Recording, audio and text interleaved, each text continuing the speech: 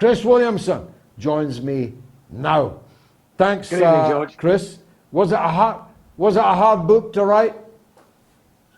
Well, it was cathartic, to be honest with you, because I was able to, revisit that period, and indeed, during the research for it. I mean, a lot of it, obviously, I could remember, but I wanted to research and make sure I got my facts straight. And I was quite surprised, frankly, at the lengths to which the opponents, the Zionist lobby, the right wing, the kind of neoliberals, the establishment went to destroy me. And what was particularly galling, I think, was former comrades, or people who I assumed were comrades, who just looked the other way, who kept their heads down. There were very few like you, George, who, people with a platform, who actually stood up and stood strong and actually had my back. The support from grassroots members, however, was overwhelming. It was wonderful. I mean, that's what kept me going, to be honest with you. But the story really is it's a kind of modern day Greek tragedy, really. We had a great opportunity, in my opinion, to, transform the country, to, make a real difference in terms of pushing and advancing the cause of anti-imperialism and socialism at home.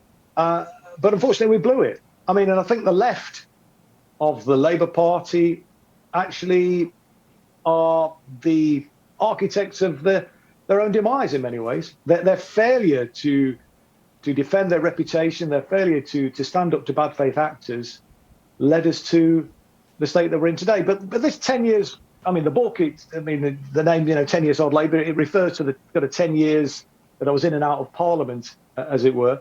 So I talk about the Miliband era and some of the battles that we had in the parliamentary Labour Party, the despair that I felt when I lost my seat, and the hope that was then generated by Jeremy getting onto the ballot paper, the civil war that then ensued between the parliamentary Labour Party, the establishment of the Labour Party and its members. It was a civil war that I told Newsnight that the membership were determined to win, and naively hoped and thought that we were capable of winning it at that point in time, but quite clearly we weren't.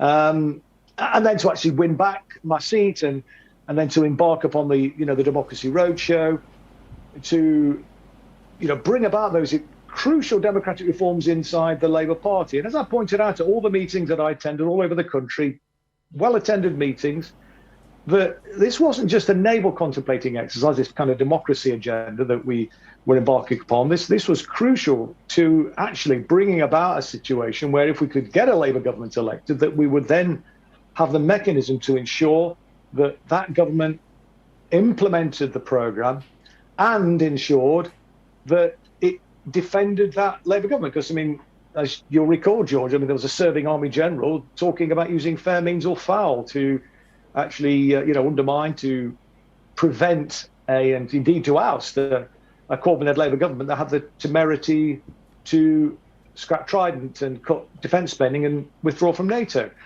So, we were up against, huge odds. And we might not have prevailed, but we never even really tried. That was the problem. The leader's office were constantly in a state of retreat, constantly surrendering, never really prepared to stand up and defend themselves, and to defend Jeremy, and for Jeremy to defend himself, and telling him to go along, for example, to prostrate himself before the Zionist Board of Deputies and Jewish Leadership Council, which were incredibly hostile to the Labour Party, to a pro-Palestinian stance. And I could have written as I'm sure you could have, the press statement that they were going to release after they'd met with Jeremy on that occasion. So, it was a catalogue of errors, and what I've tried to do in this book, George, is to kind of set all that out from my perspective, and to give an inside story really on some of the intrigue that went on. But also, I've tried to strike an optimistic note at the end that, it's not over. The battle, okay, we've lost a significant battle. The left is weakened as a consequence of it, but the people that were inspired by that policy agenda, haven't disappeared into the ether. It was a policy agenda that was very, very popular. And, what I've been trying to do is to encourage people on the left, socialists to collaborate, to work together. And that's the sort of message that I finished the book with, that, if we recognize that and actually implement that labor movement maxim that unity is strength, then, everything is still to play for. I mean, we have shot ourselves in the foot on the left, and we're much further back than we were, but we can't give up. We mustn't give up. We have to continue the fight. On that subject, I'll put my own cards on the table. I'm not so much sad as angry at what has happened, because I agree with you that it is overwhelmingly a self-inflicted wound, not so much a flesh wound, more a decapitation, certainly a cutting off of our own limbs. Are you sad or angry? And is the book infused with sadness or anger? A bit of both, to be honest with you, George. And certainly as I was writing it, I went through all of those emotions. I was kind of reliving, in a sense, the trauma, really. And it was a trauma to be initially suspended from the Labour Party, because I thought it was got to be a mistake. I'd given my life to the Labour Party, George. I mean, I joined the Labour Party as a 19-year-old apprentice bricklayer back in 1976. I've been a dedicated activist, week in and week out.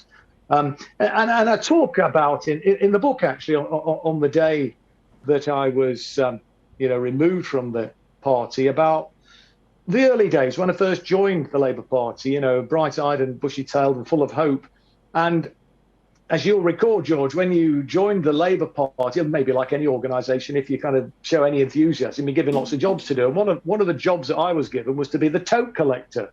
And you may recall lots of constituency Labour parties back in the 1970s used to run a tote as a fundraising exercise. And I used to go around the village where I used to live, and there was a little council estate at the edge of the village called West End Drive. And whenever I used to turn up on a Sunday morning to collect the tote money, and the kids would be out playing, they used to shout, "Mum, Dad, the Labour man's here." And I would just, that memory came flooding back to me, and I thought, bloody hell, the Labour man is no more.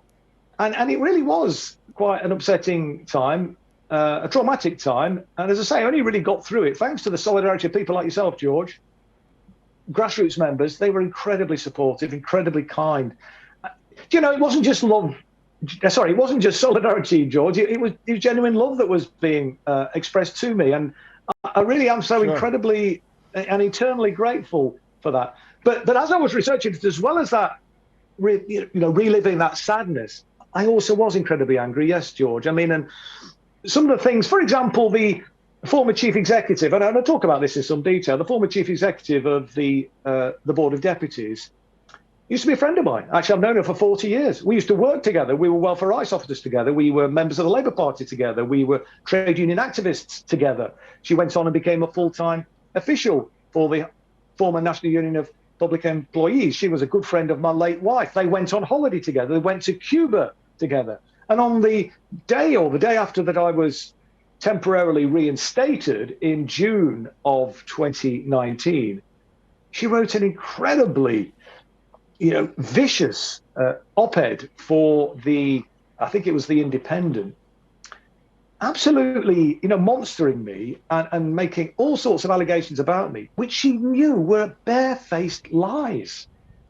Things like that really did kind of hurt. And I put a note in the book about, if my late wife Lonnie was alive, she would have some choice words for Gilly Merron, and, the way in which she wrote that tissue of lies. And, it's things like, as we were saying, I think at the beginning, really, the failure of the Socialist Campaign Group, so-called Socialist Campaign Group, to show any solidarity. I mean, some of these people, they should know everything, all that there is to know about solidarity. I mean, one of them had been through the miners' strike. And they just weren't prepared to do that. And what it brought home to me, George, is that these parliamentarians, they're just self-serving.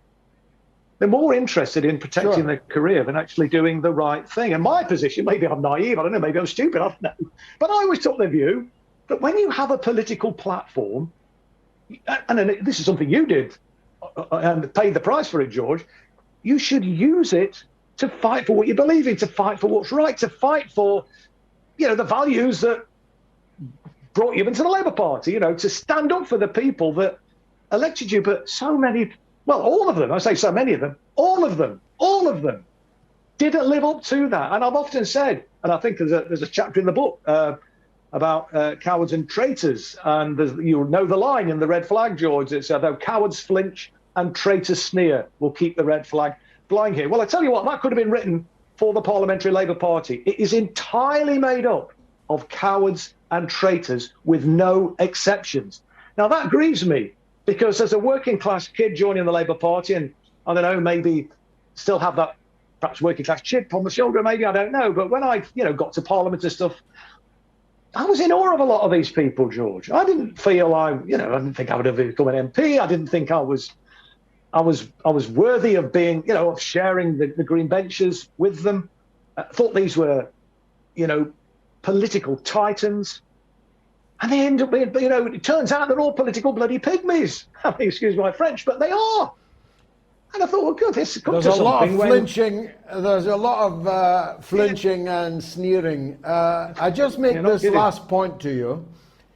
The very same people who we watched destroying your political life are now attacking Keir Starmer and some of their acolytes in the Labour Party are finally turning on. You mentioned the Board of Deputies.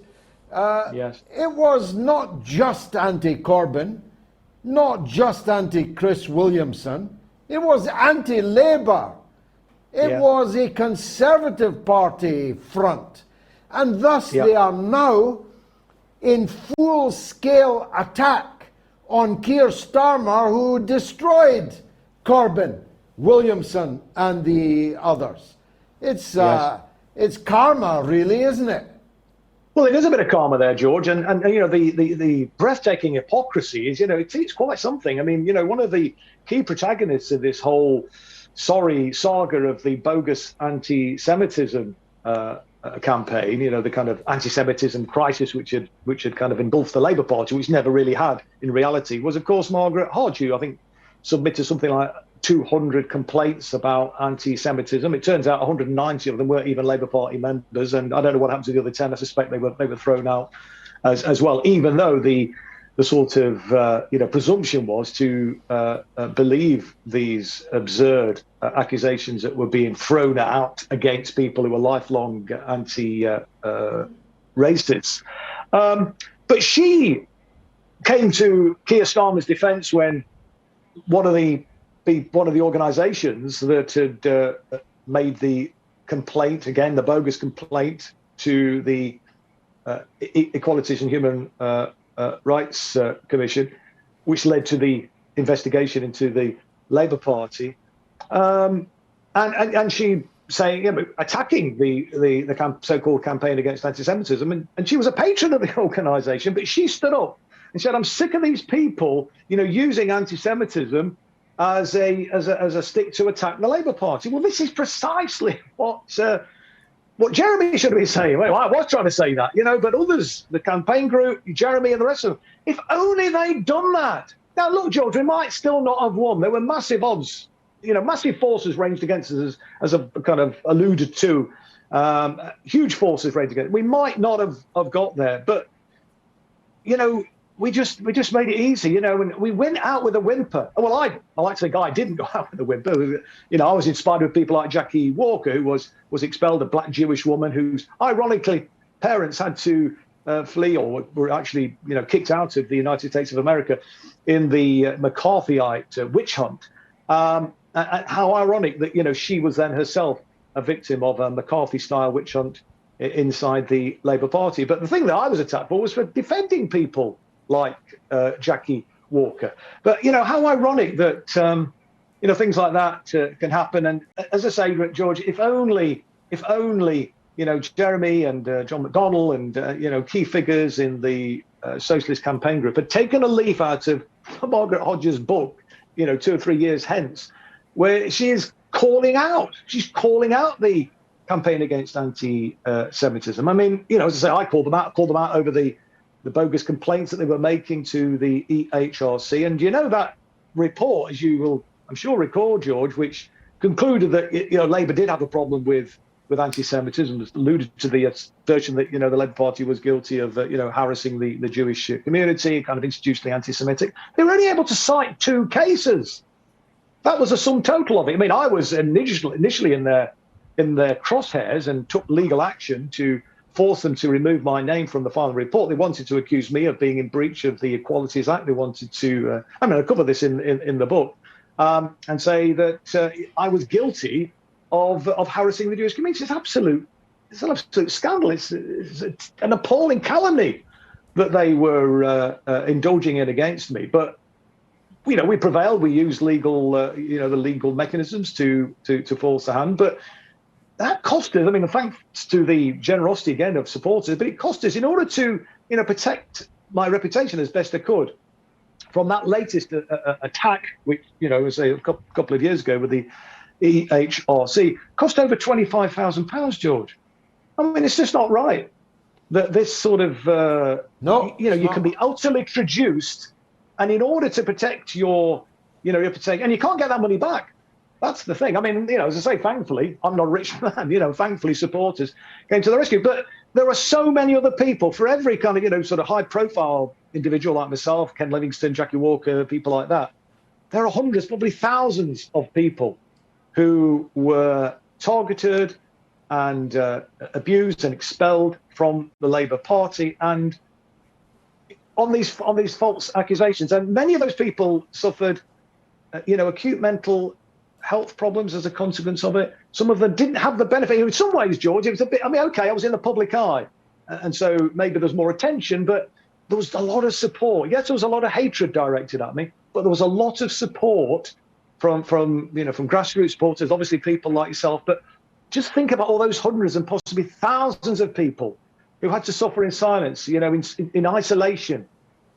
It must have been, and of course, and it's still happening. And because, George, because Jeremy didn't stand up, because the Socialist Campaign Group didn't stand up, this anti-Semitism smear, this bogus anti-Semitism attack, because the Zionist lobby apply a maximalist strategy, has expanded. And indeed, they even set it out. They went public, and one of their key figures in these bogus attacks set out that the next target would be in academia. And so people like Professor David Miller, an esteemed academic, he's been drummed out of his job. He's lost his career, even though he was cleared on 2 separate occasions, the second time by a QC, no less, who said that he'd done nothing wrong. He'd said nothing remotely anti-Semitic, but he was still fired because the University of Bristol said he didn't meet the standards required by the university, whatever that means. And I know that they were put under pressure by key figures in the Zionist lobby, some of whom were funders of the university. And, they've really let a genie out of the bottle here. And, it could be difficult to put it back in. Well, but we have to stand up. I'll tell you what, Chris, there'll be a lot of books written about the period that you have just been describing. Yours will be one of the most important of those. I hope it sells very well. Tell me finally, how can people buy it? Well, it's available on Lola Books. It's also available on Amazon if you search 10 Years Hard Labour. If you want a link on how to order the book, you can find that on my Twitter profile and my Facebook profile. It's the tweet which is pinned to the top of my page. But just one final thing I will say, George, when you seek to buy it directly from the publisher, it's a German publisher. The reason I've got a German publisher, George, is that not a single British publisher would touch it, including the left-wing publishers. And I tried them all, I assure you. Nobody would touch this. So that's why I encourage people to persevere. It's a little bit awkward when you go onto the Lola Books site. Well, I say, it's not that awkward, really. But you've just got to click the Union Jack to get the kind of English language to come up. And if it's a little bit clunky, but you can find your way through it. Or the other alternative is to just search it on Amazon. But the links to where you can purchase it, George, are on my Twitter and Facebook profiles. Okay. You should have come to me. I would have published it. Chris Williamson, thanks for joining us on the Mother of All Talk Shows.